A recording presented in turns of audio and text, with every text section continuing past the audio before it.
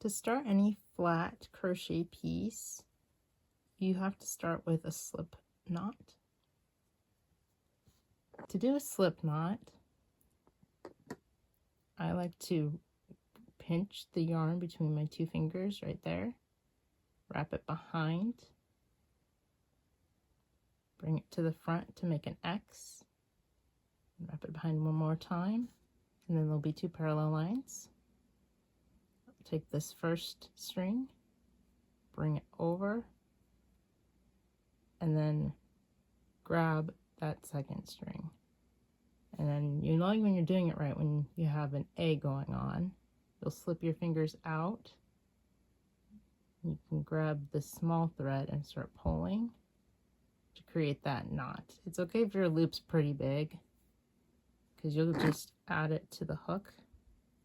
Then take the longer yarn and you can adjust it to fit. I always tend to make really long tails when I do my slip knots, which is fine. You can do smaller ones. You're just gonna have to weave this in usually with your project, but I don't mind. It seems to work for me. Some people will have much shorter tails, but I think just until you get used to it, it might be better to keep the longer tails because you could lose it in the process of making your slip knot.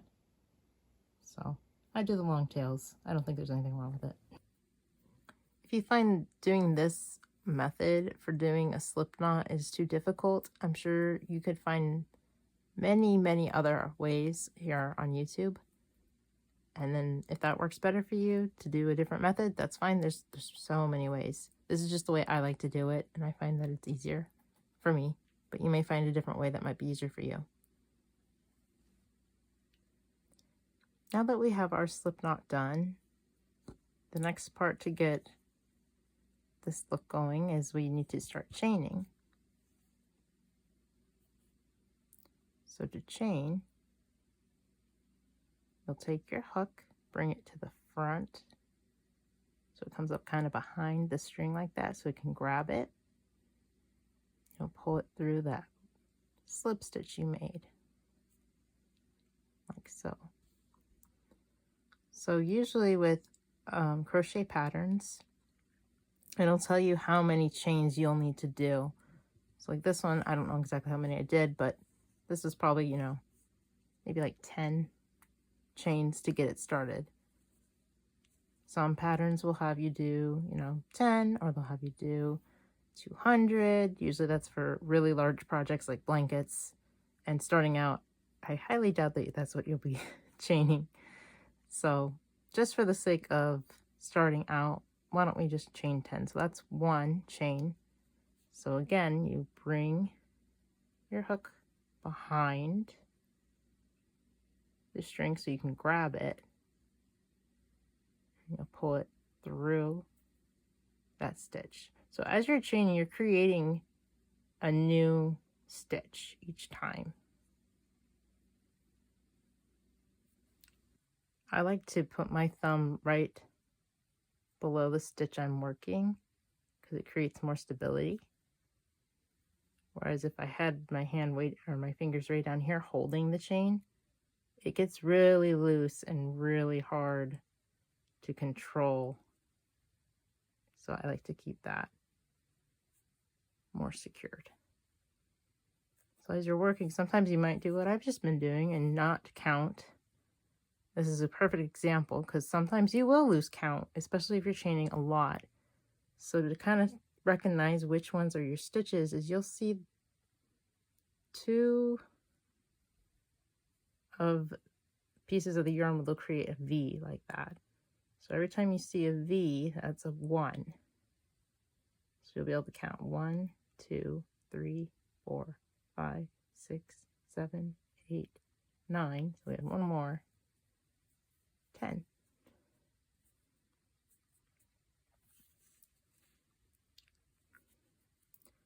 Now to create a piece like this is done with single crochet, which is one of the most common stitches I feel like with crochet.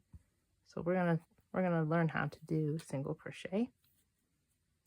So for single crochet, you'll want to work in the second stitch from the hook. So you have the stitch or the loop that is on your hook, and the one right next to it, that's the first one. This is the second one. So we want to work in that second one. And remember when I talked about those V's, you'll want to work in that top part of that V. You'll grab your yarn kind of like you did when you were chaining. You'll go behind and grab it. You'll pull it through that stitch. And you'll have 2 loops on your hook. So yarn over again and pull through both of those. And that is your first single crochet. That's what you'll just do all the way across. So we'll do it one more time.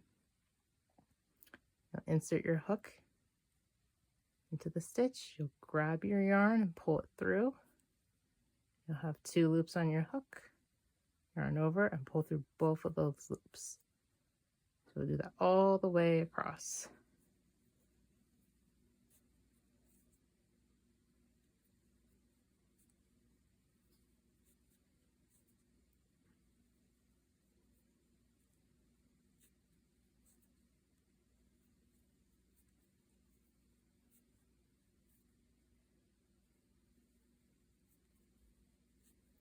So when you reach your last stitch of your row, you'll work in that stitch just like you did before. Now you'll want to work backwards. So what you'll want to do at the end of every row is you'll chain 1, then you'll turn your work. So then you'll want to start in that first stitch again. Now be mindful how we're doing this next row, because before we were just doing it through the 1, but now you've got the 2 V's. So you're actually going to want to make sure your hook, so I can show you guys, that your hook actually goes under both of those. So be watching to make sure you're going under both loops for your stitch. And you'll notice when you are only working through 1, so like for example, I'm just working through 1 right now. So I'll do a couple where we just, oops, we went through only 1. You'll see that those are the 2 loops that we should have worked through, and it's not lining up the same way. You'll start noticing that, and you can crochet like that with certain projects, but if you're trying to go for this, it'll stick out and it won't look the same. So make sure that you're working through both of those. All right, that's how you single crochet.